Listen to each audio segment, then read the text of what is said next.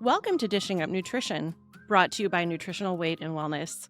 We're a company specializing in life-changing nutrition education and counseling.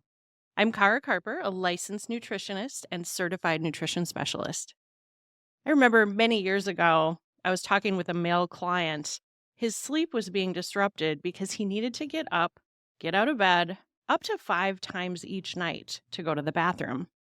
Now, you all know what it's like to even need to get up once or twice to use the bathroom, right? It's just disruptive to your night's sleep, even if you're usually a good sleeper. So he found out at an appointment with his doctor that he had an enlarged prostate, which is very, very common as men get older. An enlarged prostate can lead to a variety of symptoms, and a common one is that increased urge to urinate.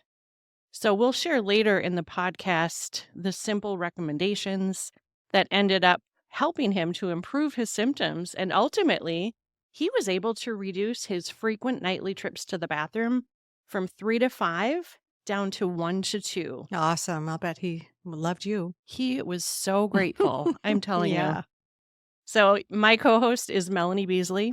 I'm very pleased to be recording again with Mel. Melanie's a licensed and registered dietitian, and she has a wealth of knowledge, many years of experience. And Melanie's just an all-around great and very warm person. Aw, I love you, Kara. So you mentioned an enlarged prostate, which is very common, especially as men are aging. And we're going to be talking about a condition called benign prostatic hyperplasia, or BPH. This is when the prostate is enlarged, but there's no cancer. And it's important to know that BPH is not related to prostate cancer. They're completely different conditions. So that's not what we're touching on. Mm-hmm. We'll also be discussing prostate cancer during our podcast. The American Cancer Society found that last year, in 2023, almost 300,000 men in the United States were diagnosed with prostate cancer. And prostate cancer is the second leading cause of death for men in the U.S. And just as an FYI, that's second to skin cancer as number 1. So although the numbers of men diagnosed with prostate cancer have been increasing, we want you to know that this is not all bad news. Most men diagnosed with prostate cancer survive. It's one of the most treatable cancers, especially when it's caught in an early stage. Yep. So it's just like so many other things, you want early detection. And another condition that happens to some men is when their prostate becomes inflamed. This is called prostatitis. We've talked about prostate health before, but thought it was time to do an entire show on this condition. And if you have a family member or friend struggling with the health of their prostate, we want you to share this podcast, and possibly this would be very helpful to them, right? Absolutely. We're going to start with some basics on where the prostate's located, what the role is in the body. And as Melanie and I started discussing already, prostate issues usually fall under one of 3 categories, being the benign, also known as non-cancerous, benign prostatic hyperplasia. That typically results in an enlarged prostate. The second one is prostate cancer. And the third is prostatitis. And that was the inflamed prostate diagnosis. So there are ways to test for these conditions as well. So we'll definitely be covering some testing options later in the show. Well, because we have our nutritionist and our dietitian hats on, which we just can't help, that's just who we are, we're going to tie in nutrition, lifestyle, and supplement recommendations to support prostate health and improve some of those uncomfortable symptoms. Okay, so let's get into what is the prostate, where is it located, what's it for. The prostate gland is very small. It's about the size of a walnut, and it's located just below the bladder and in front of the rectum. It should be noted that it also wraps around the upper part of the urethra, and the urethra is the tube that carries urine from the bladder out of the body. So because of the location of the prostate, if a man is having issues such as enlarged prostate, chances are it's affecting either the urination or sexual function or both. Yep. And you might be wondering, what is the role of the prostate gland? Well, the prostate's primary function is to produce seminal fluid. Seminal fluid is a fluid that transports sperm. So this explains how the prostate plays a key role in production. Okay, so now that everyone's aware of where the prostate's located and what its main role is, we want to talk about the most common issue that men will have. We'll go over that first, and that's the non-cancerous condition called benign prostatic hyperplasia. We'll probably refer to the acronym as BPH. Yep, thank you. So I don't have to repeat that a dozen times. Think of this as being an enlarged or overgrown prostate. Here's an interesting statistic I came across. About 9 out of 10 men in the United States will experience an enlargement of the prostate by the time they're 85 years old. Wow, that's It's a big number. 9 out of 10. But more than half of the men with an enlarged prostate never develop any symptoms. Those are the lucky ones. Having an enlarged prostate it's not associated with the risk of prostate cancer, so it's entirely possible to have an enlarged prostate with zero symptoms. Mhm. And I had shared about a male client that I recall from years ago, the one that was getting up to urinate several times each night and his sleep was highly disrupted. Well, so that's how having an enlarged prostate affected him, was that frequent urge to urinate. And for any science geeks out there, there is a medical term for needing to get up frequently at night to urinate. It's called nocturia. Maybe you've even been to the Sounds doctor. lovely. It's not. It's absolutely, you don't want nocturia, No. but we're going to give a lot of tips today on how to prevent this enlargement of the prostate. Yep. And other symptoms that men can have when their prostate is enlarged are difficulty starting and maintaining a steady stream of urine, a weak urine stream, or there can be leaking and dribbling of urine and not being able to empty the bladder fully and completely. So when these things are working as they should, the bladder should be completely void of urine after urinating, and there should be a feeling of completion. Well, if someone still feels the urge to go to the bathroom after just going, that can be a sign of an enlarged prostate, and which in turn can cause sexual dysfunction, both erectile dysfunction and problems with ejaculation. So those are other symptoms as well. Mhm. Over time, a prostate that has become very enlarged can cause more severe symptoms. So, if the bladder can no longer push urine past the prostate, which is obstructing it, that can cause something called urinary retention. It just means a man is unable to urinate. Not only is that painful and uncomfortable, but that would be considered a medical emergency. Not being able to urinate could potentially cause bladder or urinary tract infections, maybe a kidney infection, even further damage to the kidneys, resulting, like worst case scenario, kidney failure. So Yeah. this is nothing to be taken lightly as urinary obstruction. Yes, and it's just miserable. A client that's had that, and he was hospitalized several times for kidney infections. Oh, wow. So it's just utterly miserable. And it's important to understand the wide range of symptoms when it comes to having an enlarged prostate. If you have any of the symptoms we just talked about, even if they just seem like a slight inconvenience, it's worth making an appointment with the doctor. Not being able to urinate should be an urgent care or an emergency visit. And another symptom that should be addressed as urgent is if you see blood in the urine. And if your symptoms are not an emergency, it's still just a good idea to talk with your primary care doctor, as always, to make sure this is not a serious problem. And if you did go to your primary care doctor and spoke with them and they determined that things needed more investigating, they would be able to refer you to a specialist. And often they would refer you to a urologist who specialize in this area and could do some more testing or more treatment as needed. So, our listeners, are you wondering who's at risk of having prostate issues? Well, it's a great question. And like we mentioned, 9 out of 10 men who live to be 85 are estimated to have an enlarged prostate. So, age is the number one risk factor. And Cara will list off some of the most common risk factors for men to have an enlarged prostate. So, according to the National Institutes of Health, there is also a genetic link, so a family history when it comes to that BPH or enlarged prostate. There are other medical conditions that increase risk factor: obesity, heart disease, type 2 diabetes, erectile dysfunction, all of those increase that risk of the prostate enlarging. Yeah. And lastly, this often goes hand in hand with medical conditions that you just listed. But research has found that lack of physical activity and a diet that is high in sugar and low in fresh produce like organic vegetables and fruit also increases that risk. So, like we always say, those vegetables. I know. We had to bring in the sugar and the vegetables. Yes. We did. And, Melanie, we keep hearing that obesity rates in our country are going up.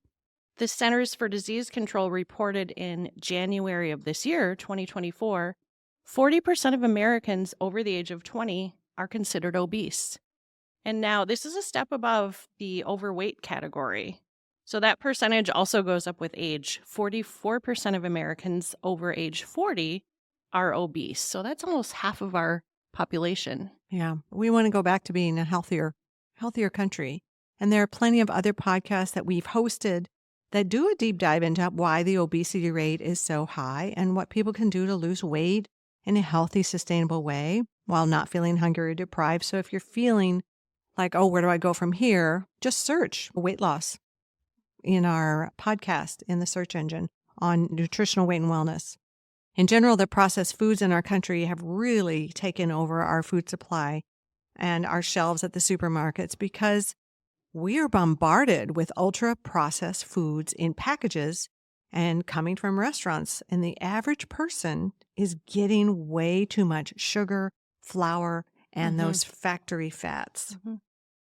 And, when someone has a diet that consists of processed foods, a lot of pizza, burgers, maybe it's bread, pasta, could be beer.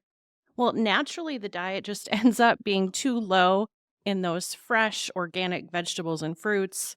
It ends up being too low in things like high quality grass fed animal proteins. And also, that kind of diet would be lacking in those natural healing oils and fats. We need that so much. And I'm going to pick on the sugary coffee drinks. So I think a lot of times you can drink something and think it's just a beverage. But if you look at the amount of sugar in these beverages that people are drinking all the time that replaces the water, wow, it's a load of sugar. Yeah, absolutely. We've talked about that in other podcasts too. Just some of the coffee shop drinks or even the coffee drinks that you can buy at the grocery store. Yeah. Flip those over. How much sugar really is in those? And I even called around, I think I mentioned this before, to all the coffee houses locally here and asked them with both the alternative milks if they had any sugar in them, oat milk, coconut milk, almond milk, and they all had added sugar. Okay.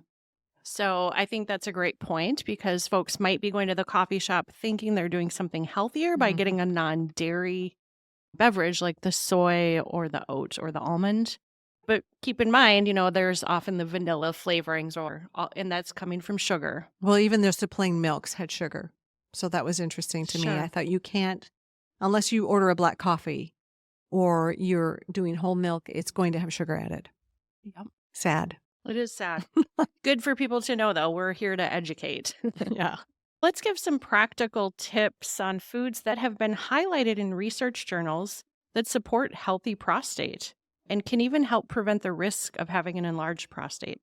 The first one is called lycopene. That's an antioxidant. You may have heard of it. It's found in tomatoes and especially cooked tomatoes.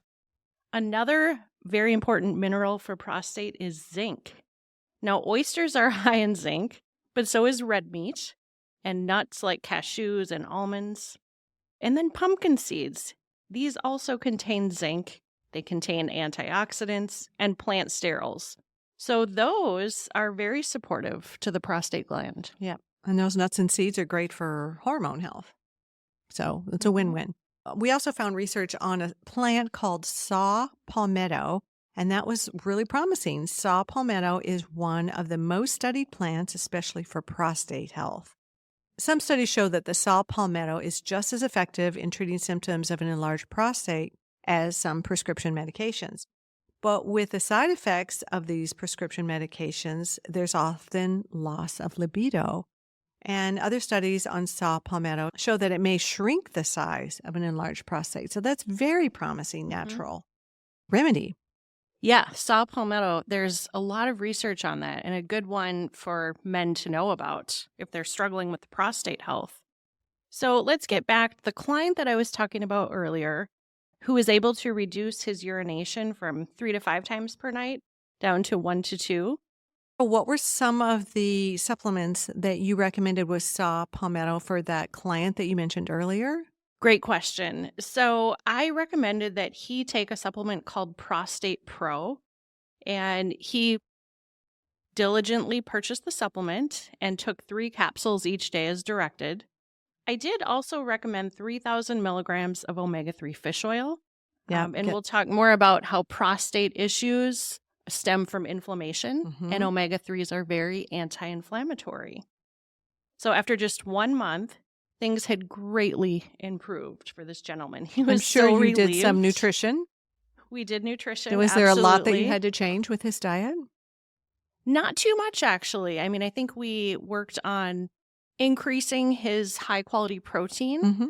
and we discussed organic vegetables for getting that fiber and all the important nutrients in the vegetables. He was a fairly good eater. I think, age was one risk factor that had generated the enlarged prostate. So he just needed a little bit of extra support. And this Prostate Pro supplement is just amazing. That's what really helped him to decrease his trips to the bathroom. Great. Well, the Prostate Pro is really an amazing supplement. It contains saw palmetto, which we discussed, also zinc, lycopene plus, vitamin D, and another plant in Prostate Pro is called stinging nettle. And like saw palmetto, stinging nettle has been shown to work as effectively as some prostate medications. The formula Prostate Pro has been around for many years. It's really a tried and true remedy for so many men. We've talked about enlarged prostate today, but we do want to kind of switch gears and switch over to talking about prostate cancer. The statistic that I had shared was this past year, almost 300,000 men were diagnosed with prostate cancer. And because it is the second leading cause of death among men in the US, this is a very relevant topic. I think so. The information can sound depressing, but there's more to the story. 98% of men survive for 10 years after being diagnosed, and 96% of men survive for 15 years after being diagnosed with prostate cancer. So that early catch is so important. But let's go to break, and then we'll talk some more when we get back. Sounds good. You're listening to Dishing Up Nutrition, and our topic today is prostate health. That small walnut-sized prostate gland in men, which is located near the bladder and the rectum, tends to cause issues, especially as men are getting older. After the age of 50, there's a higher likelihood of enlarged prostate, inflamed prostate, and prostate cancer. So during our podcast today, we're sharing a couple of testimonials from clients and nutritional weight and wellness customers who have used Prostate Pro formula with great success. Stay tuned for one of those stories. We'll be right back.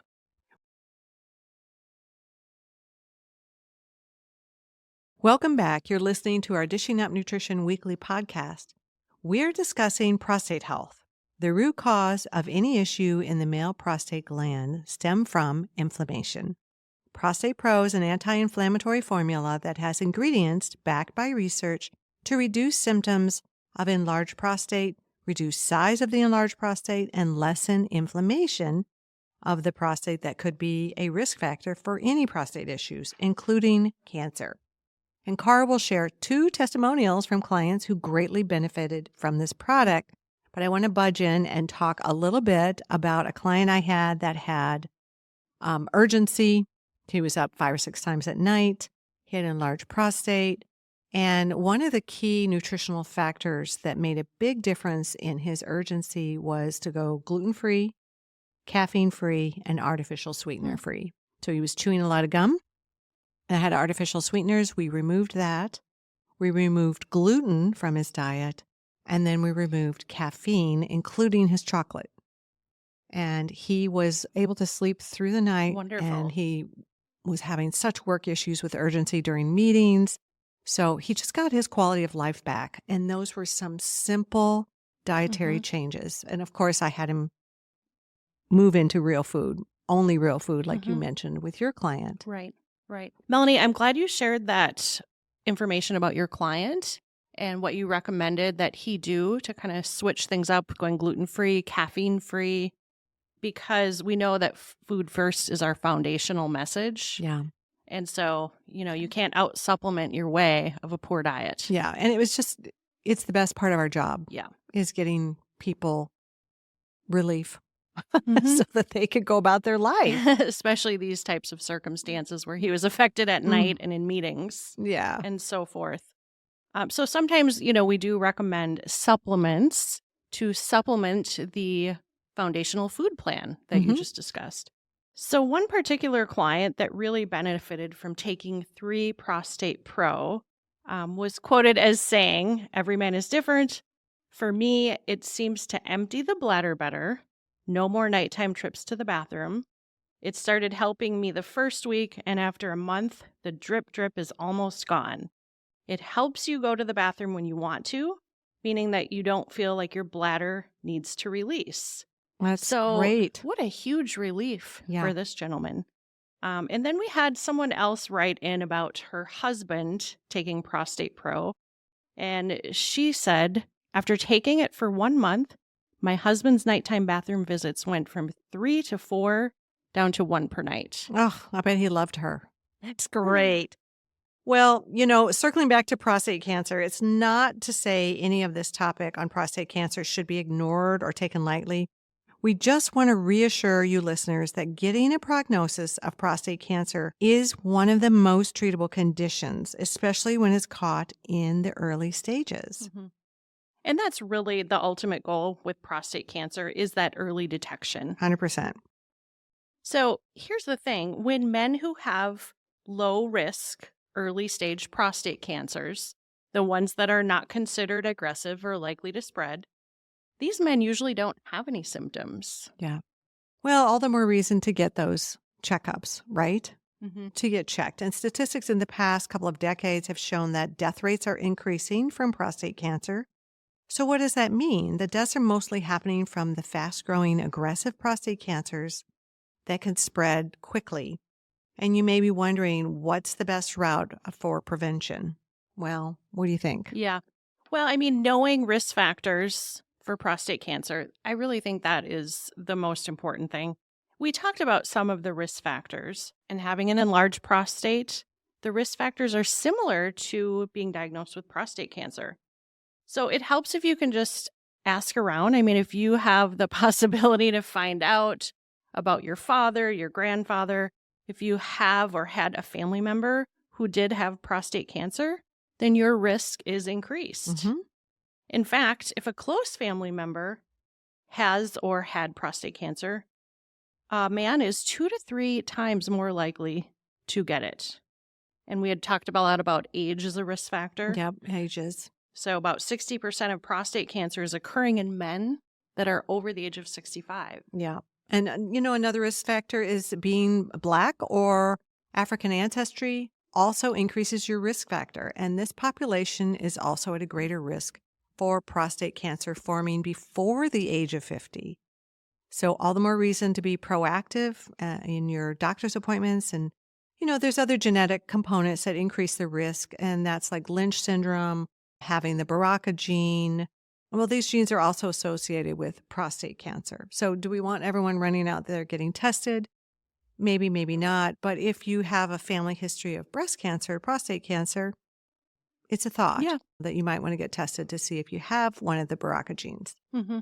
Or if you're of Black or African ancestry with that higher risk, I would encourage folks to also kind of, get ahead of the game. Mm-hmm. That early screening and, of course, start making some proactive changes in your nutrition to feel like you're doing all that you can. And that doing all that you can with nutrition goes along with some of the other risk factors of prostate cancer are being obese, having heart disease, or type 2 diabetes. And so we could reckon that people could benefit from improving their diet if they're struggling with obesity, heart disease, or type 2 diabetes. Because if you get a mile high above that, it just means that there's an unhealthy lifestyle that's going to increase your risk of all diseases, right? Mm-hmm. So once you start addressing all of these with a healthier lifestyle, the way that you're eating, you're going to decrease the risk for all disease, including prostate cancer. Mm-hmm. Well, Cara, are the symptoms the same when someone has either an enlarged prostate or prostate cancer? I think that's something our listeners would like to Hmm. know. Well, you can't be too careful, when it comes to the prostate. And once a man has any symptoms, it really is wise to see a doctor just to find out what's going on. All the symptoms we've been talking about, the difficulties to start urinating, weaker interrupted flow, maybe that frequent urination, especially at night, pain or burning during urination, and blood in the urine or blood in the semen. Those are absolutely reasons to see a doctor.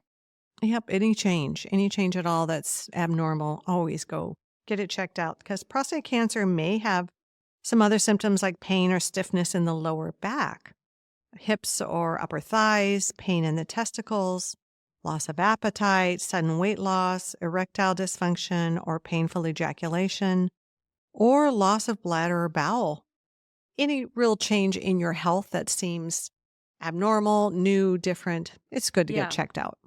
Well, early in the show, we said that if someone's going to have an issue with their prostate, it will probably fall into one of the three categories either enlarged prostate, prostate cancer, or prostatitis. And we haven't talked much about prostatitis yet, although the symptoms and risk factors are similar to the enlarged prostate or prostate cancer. And so, with an enlarged prostate, remember that number one risk factor is age. Enlarged prostate typically doesn't occur until men are 50 or older. So, if you're a man with an enlarged prostate and you're under the age of 50, chances are you're having problems because of prostatitis, which again is that inflammation of the prostate. Well, I like to remind my clients that any term that ends in four letters, itis, means inflammation. Arthritis is inflammation of the joints, tonsillitis, inflammation of the tonsil, and so forth. So, prostatitis is an inflamed prostate. So, you might be wondering, how does this relate to nutrition? And, Cara, I loved what you said earlier about the risk factors for prostate issues is diseases that are definitely related to what you're eating. So Mhm. let's talk a little bit more about what we should be eating and what we should be addressing. Right, right. Because again, being overweight or obese, having heart disease or higher blood sugars, prediabetes or type 2 diabetes, Yes. those all put men at an increased risk of enlarged prostate, prostate cancer, inflamed prostate. But we also want to address those other root causes. Yeah, for sure. And so if you are eating a food, highly processed foods come from a package or a box, you're eating a lot of sugary foods, you have a big sweet tooth, or maybe you're eating a lot of chips and bread that convert rapidly to sugar, this is going to cause systemic overall inflammation. So that little prostate gland is going to take a big hit. And over time, it's going to become Mhm. inflamed. And all of the research that we did addressing the podcast today showed that, anything related to poor prostate health, really, the prostate has already become inflamed. Yes. So we need to reduce that inflammation throughout the body. And the way to do that is to eat real foods that come from nature, not a box, not a bag. So we're talking grass-fed meats, wild-caught fish, healthy fats like butter and olive oil and avocado oil and ghee and, organic duck fat, things like that. And then also throwing in a lot of antioxidant power to decrease that inflammation, and that's going to be in the forms of organic fruits and Mhm. vegetables, highly colored fruits and vegetables. The lycopene in the tomatoes is going to be a big win. The zinc in the meat is a big win. And so circling in around the grocery store into the refrigerator sections is going to be your best Mhm. bet for overall prostate health. Would you agree? I would absolutely agree. And, when you talk about organic vegetables and fruits, I think that's particularly important for someone that's at risk for cancer Yes. because we know that the highly sprayed vegetables and fruits have been linked to cancer. Yeah. And so we really want to be eating clean produce as much as possible. Just cutting out the chemicals, cutting out the pesticides. Give your body a chance because it's so busy fighting all the onslaught of chemicals, food dyes, and sugar. It's really, really hard to fight off a cancer cell.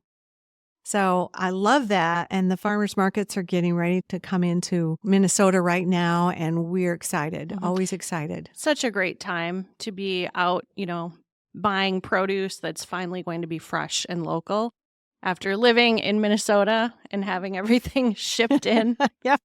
Really exciting. So when you open your refrigerator, listeners, and you look, what do you see? Do you see lots of fruits and vegetables of various colors? And are you seeing that you've got some meat that you're cooking and you've got some free range eggs?